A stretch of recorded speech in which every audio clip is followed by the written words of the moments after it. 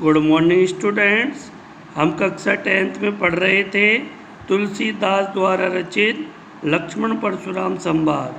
हमने किस प्रकार से पढ़ा कि लक्ष्मण और परशुराम में एक व्यंग्यपूर्ण जो है वार्तालाप हो रहा है और बात कहाँ तक आ पहुँची है कि परशुराम लक्ष्मण को मारने के लिए जो है आतुर हो गए हैं।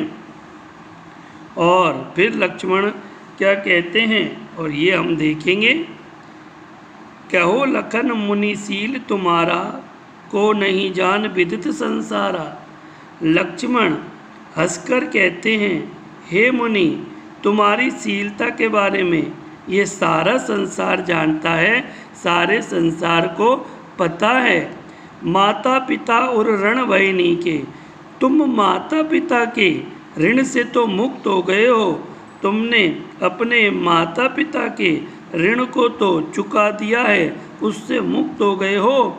गुरु ऋण रहा सोच बढ़ जी के, केवल गुरु का ऋण बाकी है, इसका मन में बड़ा सोच है। ये आप बार बार विचार करते हो।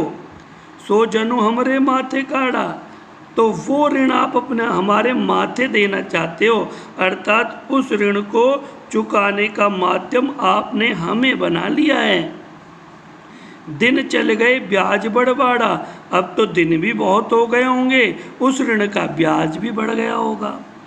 अब आनई भावा रही बोली, तुम किसी व्यापारी को बुला लाओ, हिसाब करने वाले को बुला लाओ। तुरंत देव में थैली खोली, मैं तुरंत पैसों की थैली खोलकर अपना ऋण, तुम्हारा ऋण चुका दूंगा।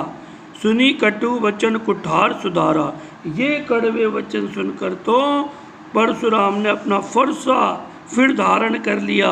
हाय हाय सब सभा पुकारा, ये देखकर सारी सभा हाय हाय पुकारने लगी। भृगुवर परशु देखावाय मोही, विप्र विचारे वचन नृपदोई। हे प्रभु, लक्ष्मण कहते हैं, हे मुनि, आप बार बार मुझे फरसा दिखा रहे हो और मैं तुम्हें ब्रप यानी ब्राह्मण, और मैं तुम्हें हे राजाओं के शत्रु नृपदोई, हे राजाओं के शत्रु, मैं तुम्हें ब्राह्मण समझकर बचाने का प्रयास कर रहा हूँ। मिले न कभू सुबट रणगाड़े, ऐसा लगता है तुम कभी युद्ध में वीर पुरुषों से नहीं मिले हो, कभी युद्ध भूमि में नहीं गए हो। द्विज देवता धरी के बाड़े, हे ब्राह्मण देवता, आप घर में ही बड़े हुए हो, आपका तो घर में ही जो है पाला पड़ा है, आप घर में ही वीर बने हुए हो। अनुचित कहे सब लोग पुकारा। लक्ष्मण की ये बात सुनकर सभी कहने लगे ये अनुचित है। रघुपति शयन लखन नवारे, तब श्री राम खड़े होते हैं और अपने नेत्रों के इशारों से लक्ष्मण को चुप रहने का संकेत देते हैं। लखन उत्तर आहुति सरित भृगुवर कृप कुशान। लक्ष्मण के उत्तर परशुराम की क्रोध अग्नि में आहुति का काम कर रहे थे। बढ़त देखी जल संवचन, बोले रघुकुल भान।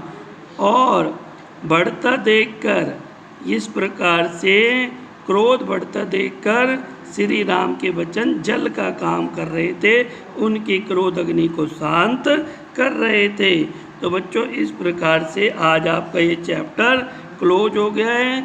इसको सही ढंग से पढ़ना है, सही ढंग से याद करना है। धन्यवाद।